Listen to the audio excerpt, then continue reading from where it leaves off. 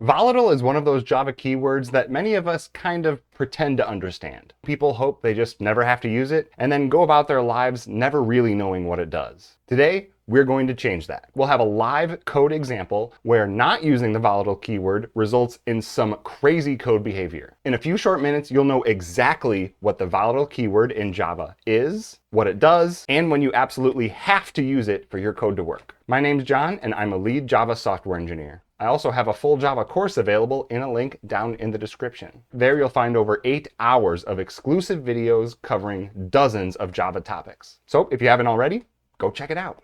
So first, of course, what does the volatile keyword actually do? Well, the short answer is when you make a variable volatile, you make sure that all threads using that variable always see the most up-to-date version of that variable. Well, that sounds kind of strange, right? Why would a thread ever not see the most updated version of a variable? Let's start off with a hands-on example of some wacky behavior that we can fix by using volatile. So I have this program here where all it does is the main method kicks off this separate thread. And all that thread does is loop forever with a while true loop and then keep a count of how many times it loops. And of course, down here, if I start my thread with looper.start, it's just going to run forever, right? And even Java knows that. It's giving me this compilation error here that says that this is an unreachable statement. It's never going to get there. But what if we wanted to stop it eventually, right? What if we wanted to write something where we allow this loop to run for 100 milliseconds and then stop it? Sounds pretty easy, right? So to do that, let's go up here and create a static Boolean called keep looping. And we will initialize it to true. We want to start it off looping. And then down here in the thread that we kick off, instead of looping on while true, we'll loop on keep looping. So keep looping starts off as true, but then once something sets it to false, it'll kick it out of this loop and print our done looping statement. Now remember that we wanted to let it run for 100 milliseconds first, right? So then down here, after we start our thread with looper.start, we'll have it wait for 100 milliseconds by calling thread.sleep and passing in 100. So after 100 milliseconds, we want to flip our keep looping flag. So we'll just set keep looping equal to false. And that's it, right? That should do it. So this will kick off that looper thread, let it start looping. We'll wait here for 100 milliseconds, then we'll flip this keep looping flag to false, which should kick this out of the loop and print our done looping statement.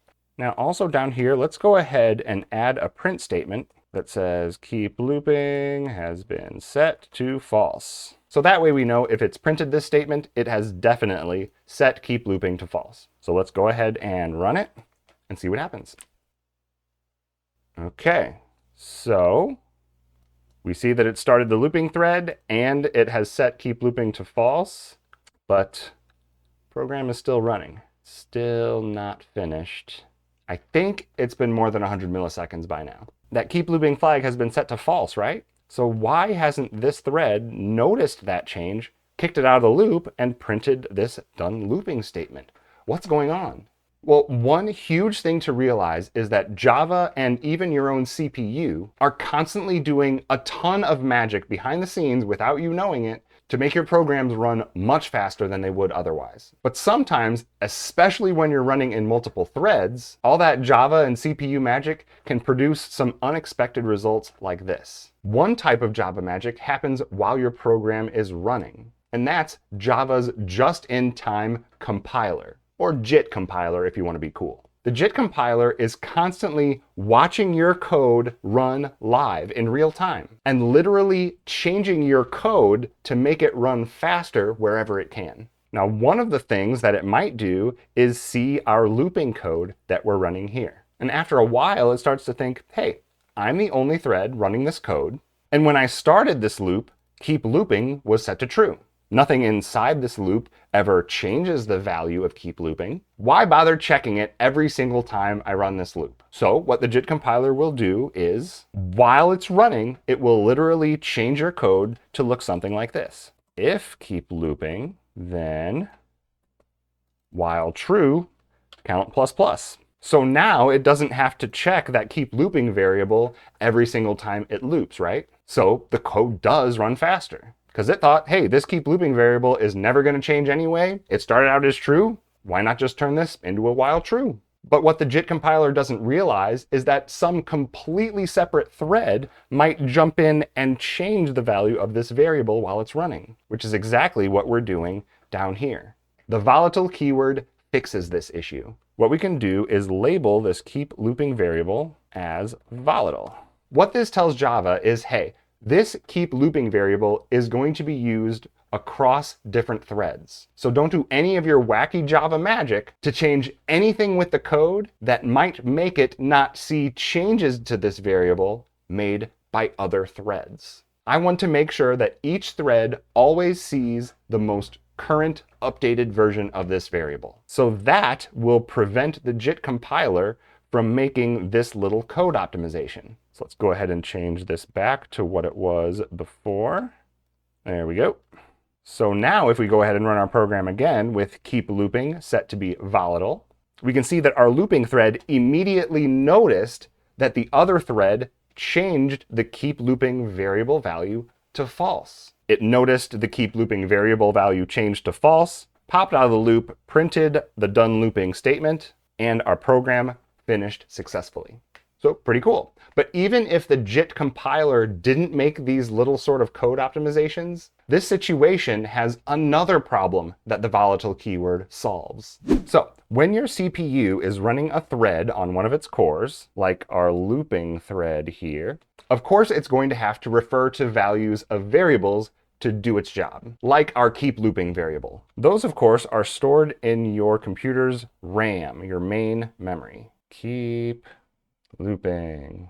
But going all the way from your CPU to your computer's main memory just to get a variable value can take a very long time. Your CPU wants to do everything as fast as it can. So it's smart, and it keeps a copy of the variables that it's using frequently in its cache, right on that CPU, so it can get that value super fast. And of course, when a thread is running a loop like this keep running variable is being referenced all the time. So it's definitely one of the variables that the CPU is going to keep a copy of in its cache. However, that introduces a problem, right? What happens if some other thread goes and changes the value of this keep looping variable in the main memory? So it was true, and instead it changes it to false. Well, in short, this thread doesn't see it. It's going to town running that loop 1 trillion times a second, only paying attention to the value of that variable that it has in its cache. It doesn't know that some other thread could be out there changing that variable's value in main memory. And yes, you guessed it, that's where the volatile keyword comes in. So how does the volatile keyword help this situation? Marking a variable as volatile makes it so that when any thread makes a change to that variable's value, that change immediately becomes visible to all threads using that variable, whether they have that value cached or not. And how exactly does it do that? Well, until that variable's value is changed, everything pretty much worked as it did before. Our looping thread can keep a copy of this keep looping variable right over here in its cache. So it right now has a value of true. So it still doesn't have to go into main memory to get the variable every time, and it can run that loop super fast. But now when some other thread